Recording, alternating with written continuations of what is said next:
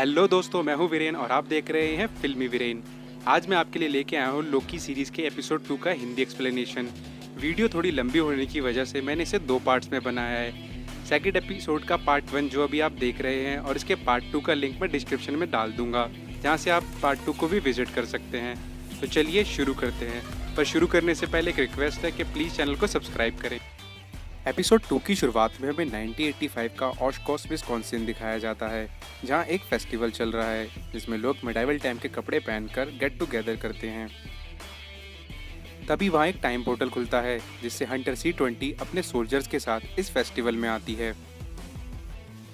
यहाँ C20 उसी variant लोकी को पकड़ने आई है जो TVA के मिनटमैन्स को हंट कर रहा है। तभी एक सोल्जर वेरिएंट लोकी की लोकेशन को ट्रेस करती है और बताती है वो सामने वाले टेंट में छिपा है। इसके बाद हंटर अपने सोल्जर्स के साथ उस टेंट में जाती है। टेंट में चारों तरफ देखने पर उन्हें वहाँ कोई नहीं दिखता।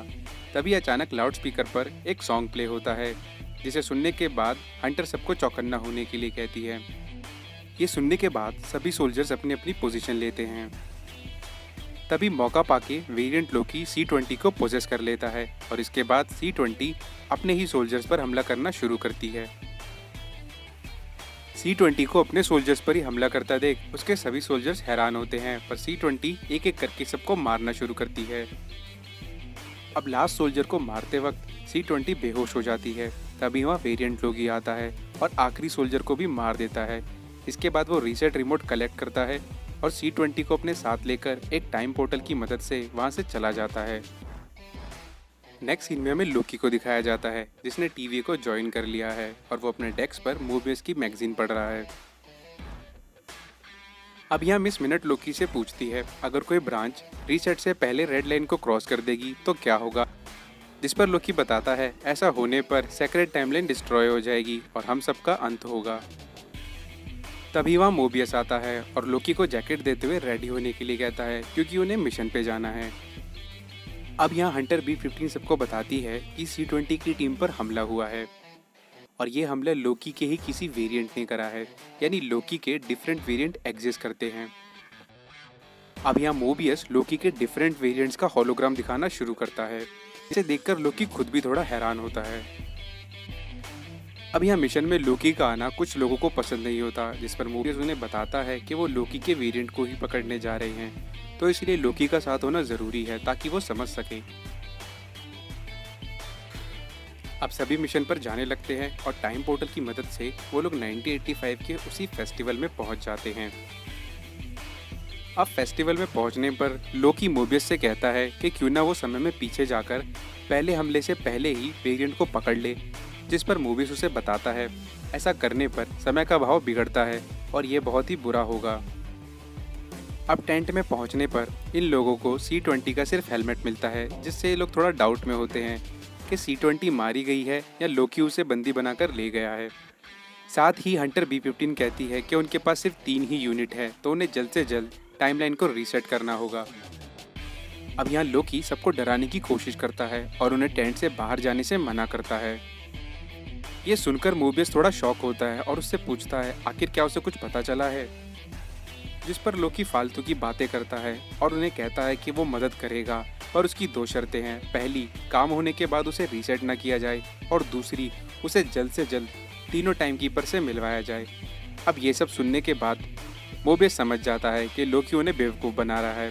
वो हंटर को ऑर्डर देता है कि टाइमलाइन को रीसेट करा जाए और यहाँ से चला जाए। अब यहाँ B-15 रीसेट डिवाइस को ऑन करती है और रेड लाइन को क्रॉस करने से पहले ही पूरी टाइमलाइन को रीसेट कर देती है। और यहाँ हम TVA के मॉनिटर पर देख पाते हैं कि किस तरह से एक्स्ट्रा ब्रांचेस वापस से रीसेट होने के बाद टाइमलाइन में मर्ज हो जाती है और टाइमलाइन वापस से रीसेट हो जाती है। अब नेक्स्ट सीन में हमें जज रवोना का ऑफिस दिखाया जाता है, जहाँ मोबियस उसे मिलने आता है।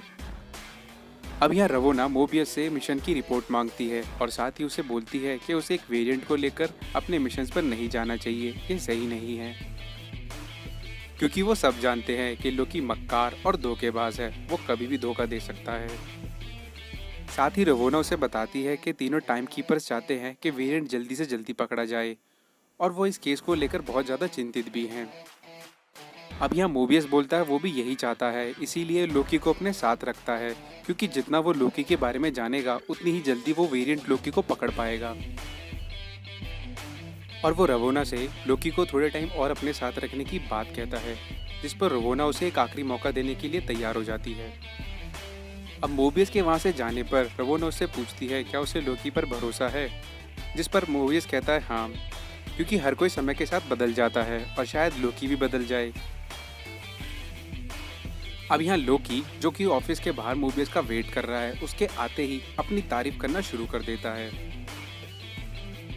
मोबियस उसे यहाँ चुप होने के लिए कहता है, पर लोकी कहाँ मानने वाला है, जिस पर मोबियस जानबूझकर उसे कहता है कि वो वेरिएंट लोकी तुमसे बहुत ज़्यादा ताकतवर है, इसीलिए तुम उसे नहीं पकड़ पा रहे हो। अब ये सब सुनने के बाद लोकी मोबियस से कहता है कि वो टीवीए में अपना ही गेम खेल रहा है, जिसका मोबियस को और टीवीए के किसी भी अथॉरिटी मेंबर को नहीं पता।